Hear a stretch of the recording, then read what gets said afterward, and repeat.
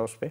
تو یہ ایک بڑا سوال ہے کہ میڈیا کے حوالے سے اتنی سخت زبان جو شاید دھرنوں کے بعد یہ دوسری بار میڈیا کے حوالے سے اتنی سخت زبان استعمال کی گئی. بہت شکریہ مدیلہ جان. اس میں کوئی شک نہیں ہے کہ واقعتاً آج قاضی فائز عیسیٰ جو ہیں وہ ایک بالکل مختلف قسم کے جج کے طور کے اوپر میں نے کبھی ان کو اس طرح سے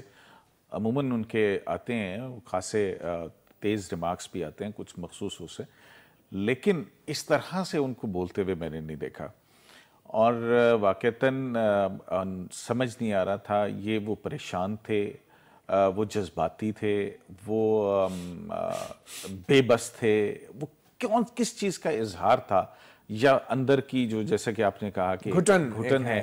بطور ایک جج کے بول رہے تھے، بطور ایک سٹیزن کے بول رہے تھے، ان کی کیا رائے بنی ہوئی ہے، وہ یہ ساری چیزیں جو ہیں وہ دیکھنے کے بعد بالکل جیسے ابھی عرفان قادر صاحب نے بھی کہا کہ اور ہم نے دیکھا کہ جج اور جس کا کوڈ آف کنڈکٹ جو ہے وہ تو یہاں تک کہتا ہے کہ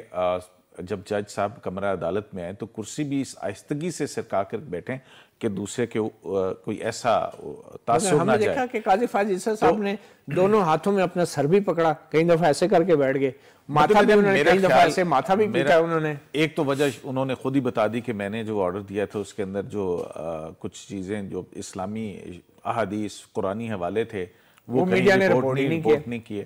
دوسری بات یہ خادم رضوی صاحب کو بھی یہ بڑا گلہ ہے میڈیا سے اس حوالے سے. بالکل میڈیا سے یہ تو کیونکہ اسلام کی بات انہوں نے بھی بہت کی اور رپورٹ نہیں ہوئی. مدیلہ جان یار مجھے ایک بڑی حیرت ہوتی ہے، آپ یہ دیکھیں کہ 22 25 30 دن سے ایک بات ہو رہی ہے، خادم حسین رضوی صاحب جو ہیں وہ یہاں پر بیٹھے ہوئے ہیں، وہ لبیک تحریک لبیک کے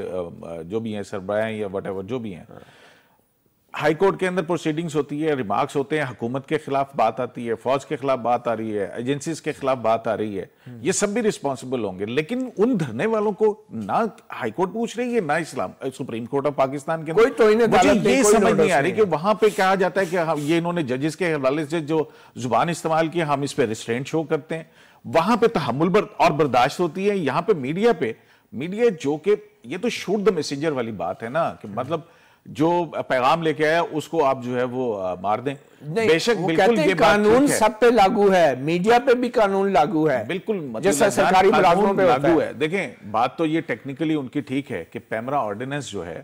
اب دیکھنے والی بات یہ ہے کہ اس حکومت نے لائسنس کی ٹرمز اینڈ کنڈیشن ہے کہ جب آپ کو لائسنس دیا جاتا ہے تو آپ کو کہا جاتا ہے، آپ یہ لکھ کے دیتے ہیں کہ کوئی ایسا پروگرام جس سے اشتعال انگیزی پھیلے، ہیٹرڈ پھیلے، ریاست کے خلاف ہو، یہ آپ نہیں چلا سکتے. آپ مگر کہیں سے دیکھیے اس کا فیصلہ سپریم کورٹ کی سطح پہ ہوگا. دیکھیں